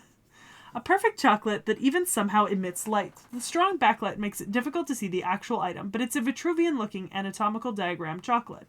Love, of course it's packed with it. It's solely from an academic and medical standpoint, but I don't know the difference. Chaldea anniversary. Aww. The moment Master opens the door, that will be the signal to toast. Heartfelt gratitude and celebration that we were able to reach a day like today.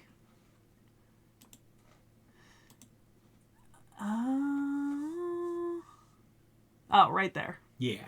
Yeah, we've covered this one before several times. Ooh, that's a pretty outfit for 2nd anniversary. Oh, we have another heroic spirit costume? Yep, Sakura dressed as Da Vinci. Ah, the universal genius who left an indelible mark on human history. There are records and portraits showing Leonardo as a man, but it seems gender and age hold no meaning to a true genius. The tech advisor and the de facto commander of Chaldea, Leonardo is someone who can truly be relied upon. Although its scent still lingers on.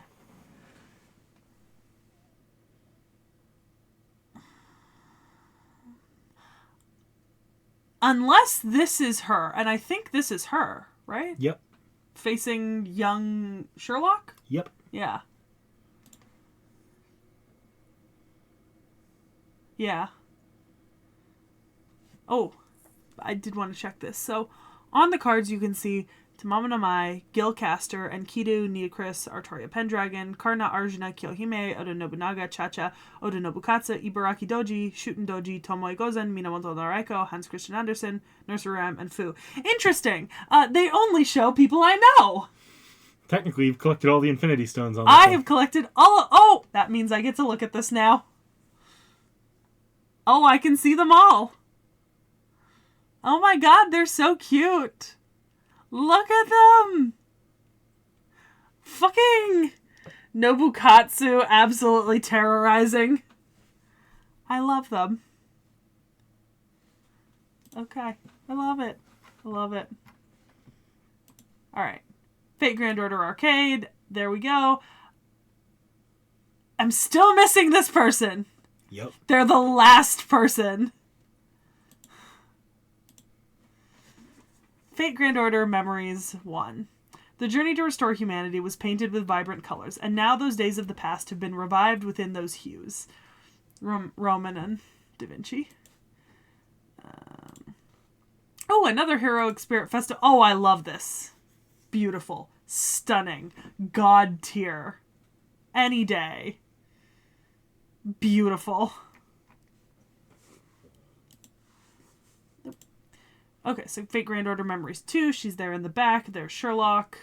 This journey leads through a pseudo-singularity. It is the story of those who held out hope for something that could never return, yet fought still, holding on to all they had for dear life. Absolute demonic Battlefront Babylonia. There she is, right there in the young corner. I'm not going to read out something based on anime. Oh, she's in the back of this one. I remember, this one's like horny. There she is.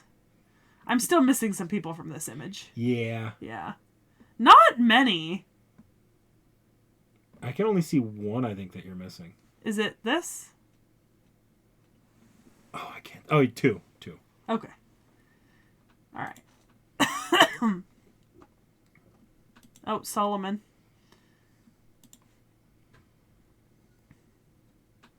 I'm not gonna... Yeah, it's an anime tie-in. Alright. So we've got, oh my god, Grail League. She's launching the balls out of her little thing. And she's the cheerleader for the soccer. That's adorable. With the little Archaeopteryx. I think that's just her bird from her normal... Yeah, but the bird is an Archaeopteryx. In her summer one it is. Yeah. Well, I don't care. Who cares? It's adorable either way. Alright. Oh my god, there's more CEs for... You know, it makes sense. Technically, Da Vinci's been dead for a majority of the game now. Aw, look at her with the... That must have been a year of the pig. 2019.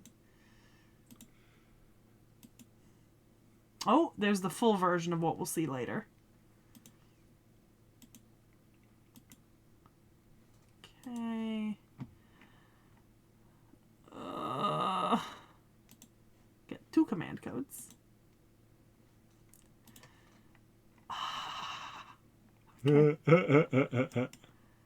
Okay. Alright. Did I look into FGO this afternoon, too? My god. I can already see something named after a sculpture I mentioned earlier. Okay. It's still going. You know what this reminds me of? Artoria? Fu. Yeah, Fu's not a servant. She's a servant. Yeah, but Fu also had, like, 300... Cath Palug. Yeah. Alright. They're all open. So first of all, we've got Heroic Spirit travel outfit. She's in the mountains in a cute little outfit. It's adorable. Alright. A Tale of Love and Hope. MASH and Sherlock. History is a fabric woven by humanity over the ages. Love is its thread, while hope is the hand that weaves it towards a dazzling future. Now come on. You should go on a journey that will spin history too. Greatest Journey.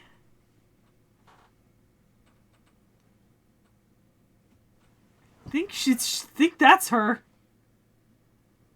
I think so. The burning sun, the scent of asphalt. With tools in hand, the struggle continues. The journey has just begun. Just imagine if we did a CE thing on Ritsuka. We would die. We would die. Oh, there she is. I've read this one before. Ooh. Oh my god, that looks so good. I haven't eaten yet. Beautiful. So this is what a New Year's feast looks like. I see. It's not just about making it look extravagant, but also having the food last so that those who prepared it can have time to enjoy it as well. This holiday meal is definitely according to tabulations. Delicious. Just eating supplements is definitely not going to work with a feast like this in front of me. So this is what having company in Japan is like. To make it a fun new year. Good job, me. It was totally worth having you all come over to the Wandering Sea. Next year, make it a triple-tiered box, please. And we have some concept art, so we can see her design front and back. Bella Lisa, so the young Lisa, or the beautiful Lisa. This portrait is said to be the equal of the work known as one of mankind's greatest treasures, yet it lacks the other's mystery and myriad theories about its subject. It's her innocent appearance, and that alone, that captures people's hearts. The ideal beauty beloved by all. But what lies behind that innocent smile? Beautiful journey. It's her fucking snowmobile. The road continues and the wheels turn. The point the universal man strived to reach, beyond the dream of the Gran Cavallo. We do not stop taking steps. The sky goes on infinitely and the world spans outward beneath it, even if the world turns into a blank canvas. What awaits beyond the horizon? Is it the future we all anticipated? Could it be yet another threat? Either way, the suspense makes one's heart race. Even when this journey ends, your adventures continue. I'm proud of that above all else. Wonderful memories of the journey, wonderful travel companions, my wonderful life. Ah, everything is so beautiful, just like a painting. Oh, Caldea Park Caravan. I just have to find her and then we can be done. She's literally... There's a beautiful animated, thing of this as a trailer for FGO. It was really good. Adorable. I might send that to you sometime. Dancing, spinning tops. She's obviously right there. Even though it's nice to compete to see how fast the gears in our heads turn, competing to see who can spin tops the fastest is another way to have fun, since we're all dressed to the nines to greet the new year. But try not to get dizzy from watching the beautiful girls playfully dance and spin about. Gran Cavallo. I want to say, yeah, we've seen this before a few times for a few different servants, I think. Yeah. Okay. Happy Valentine's Day! There's a little armored vehicle on top of it. Chaldea New Order. The original Leonardo da Vinci crafted an extremely gorgeous chocolate, but since the young da Vinci is clumsy with her hands, she wasn't able to make something as artistically grandiose. However, the amount of thought and heart she put into hers is a match to her original self. The chocolate shadow border on top of the cake is actually a perfect preserved food. Should you decide not to eat it, it will last as a model and will remain a cherished memory forever. Heroic Spirit Travel Journal, Leonardo da Vinci. This has a voice bit.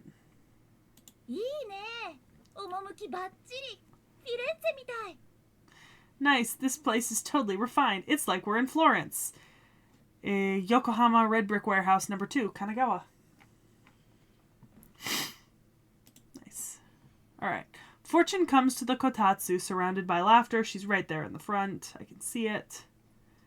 They say that innocence purifies evil, but the simple fact of the matter is that rather than grumpy faces, cheerful faces surrounding a cramped table make it that much more likely for good fortune to grace you. Alright. Fate Grand Order Memories 3. The journey through the Lost Belts to cut a path through the glaring light that hides the future before you. Along with the smiling faces that greet you in your little home, this is a record of the journey through a world that could have been. Summer Anniversary. There she is. Splashes and ripples sparkle wherever one might be under this soft summer sky. Let's all celebrate this wonderful day to be remembered. And there are separate arts of each of the characters.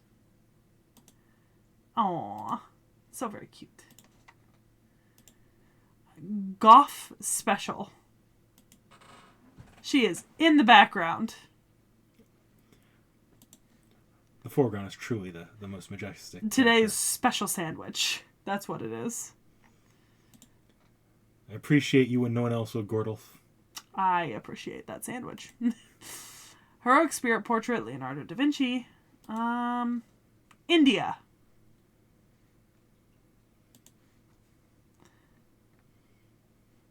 Yuga Kshetra. India?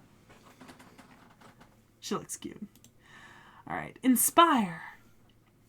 An exceptional strategy springs from an excellent strategy meeting. At the current Chaldea, brainstorming is often paired with tasty sandwiches and good coffee. Sometimes they are struck with inspiration, and sometimes they just enjoy a good time together. What? I just realized we're still all the way out here. I know. I'm aware. I am painfully aware, Knick-Knack. Here, here, welcome to the most lavishly splendid first sale of our store, packed full of dreams, hope, and desire. Feeling surprised, impressed, excited, and occasionally disappointment is all part of the fun. However, I am sure of one thing. All of the things that you obtain, each and every one of them, will become special memories that are yours alone. First sale was the name. At least get some rest during New Year's. Well, I can see Anastasia, and Gordolph, and Kath Palug, and her. And I think that's Anastasia's master with those eye bags. Yes. Male master? Yep. Yep. At the current state where everything has disappeared, even calendars and such no longer exist, seasonal events should also not have any meaning anymore, yet it seems these guys couldn't help but do something.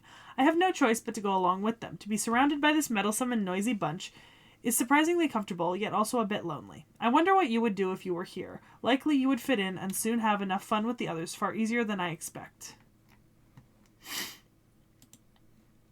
You Foo Catcher. Foo! The plush toy was caught and raised by the crane. The girl who fixes her gaze on it intently has a stern expression on her face. The girl observing her from the sidelines and the animal gulp nervously and watch attentively. The white-knuckled tension keeps them nervous and their hearts pounding. All the experience that can only be savored in the game center were condensed into that one moment. In the end, the fate of that plushie is... That's it. Yep. Reminds me of all of Connor's Game Center videos. The celebration party never stops.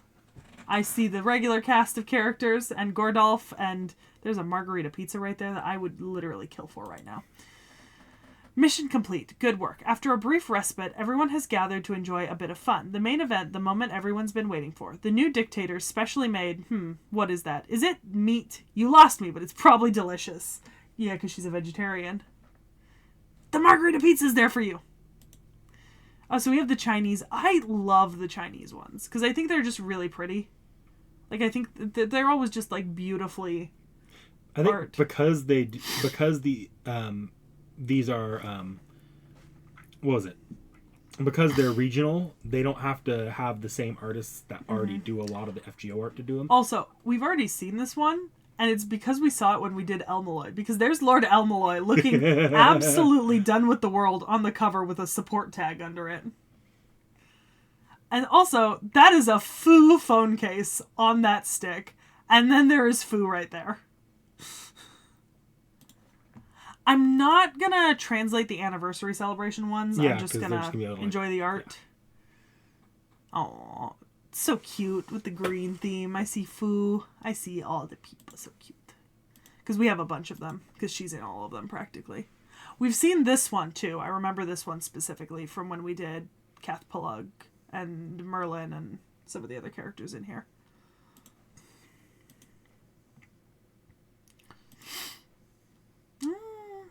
Cute. Foo is in a little padded jacket fit for... Oh, that's adorable.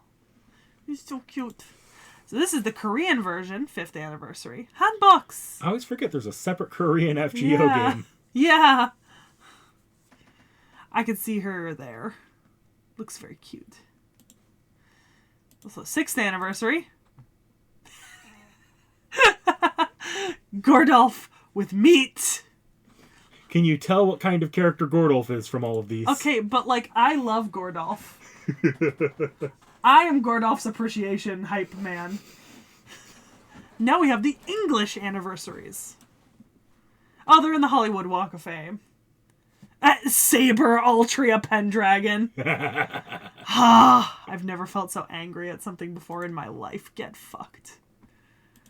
That's got to be Times Square. Yeah, that's Times Square. Almost looks like the Phantom's mask up on the screen, but I can't tell. Yeah, interesting. Gordolph is also in the corner right there.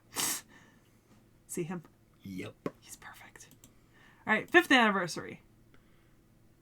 I like fireworks. Hang on. It doesn't say where. Okay.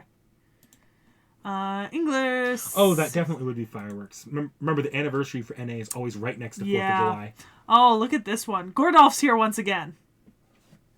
That is the most American-looking burger I have ever seen. That is a diner. All right. We still have ruler. This one should be pretty short. All right. Oh my god. She's got the beer. And the Stegosaurus hat. I love it. Sekhie! Oh, she's kicking in the ball. We love it. We love to see it. I wonder if there'll be an image of Sekhie here. Yes, there is. I love him. I would die for him. Full stop. I would die for Sekhie. Oh, that's cute. Okay. Oh, yep. There's her. Oh my god, look at how cute they are. I would die for Sekhie. Good. Sekhie is in 2 of these. Does not appear to be in the Taiwan. But okay. So, summer adventure memory. There's all 4 of them. The journey is over. Now I'm back home unpacking my luggage, even though nothing I brought back compares to my memories of the trip. Every time I look at the stuffed animal I commissioned, I think back to that gentle farewell, followed by my other recollections of this summer singularity. I remember clamoring, shouting, sweating, laughing, loudly, running, tripping, running some more, going around in circles until we lost. Fun alone doesn't even begin to do justice to the experience, and I can't really call it an ordeal either. This summer had everything: joy, anger, grief, and pure, unadulterated fun. It's a story that lives now within me and me alone. I watched the starry sky twinkling overhead with my friends. I saw azure skies stretching on forever with them. Even if I can't recall every detail perfectly, I know we all shared something beautiful. Now, standing in front of my half-unpacked luggage, I look down at what I still have left to do and murmur, okay, let's do this. I love them. Oh my god. It's her Valentine's Day return gift. It's a chocolate cake. It captures all the highlights of the summer she spent with a dinosaur. According to her, the blue frosting tastes like a blue Hawaii, non-alcoholic of course. It'd be a shame to let it go to waste, so let's eat it all together. And so slices of the cake were shared with director Gordolph, Mash, and everyone else who went on the trip, as they all reminisced about their memories that summer. The jewel belongs to me and me alone. I'll never forget that time I shared with everyone else on that mission. It was truly a grand, once-in-a-lifetime summer adventure. Aww, this just seems like they had a really good time. It was a really awesome event. It was also very long. Do you remember that event where I actually read story a bit and it like took me like 3 hours and I barely made any progress? Yeah. That was this event. Ah. So this is the Taiwan 6th anniversary. Oh my god, Fu made a little Fu. I feel like I recognize some of those characters, but it's just hard to see. There's Anastasia. I can definitely see that. I feel like I know this person with the mask, but maybe not. Oh, it's Zhang Yu. That's right. It's Zhang Yu.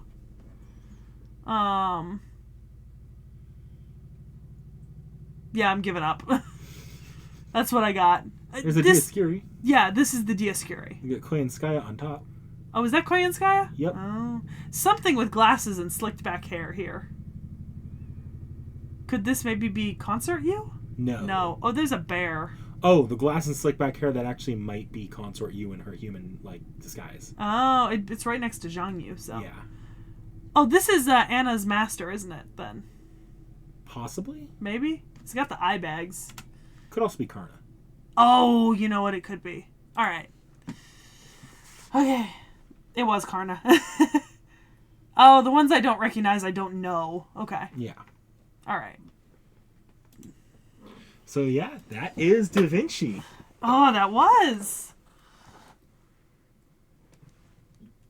Are you trying to remember what's next?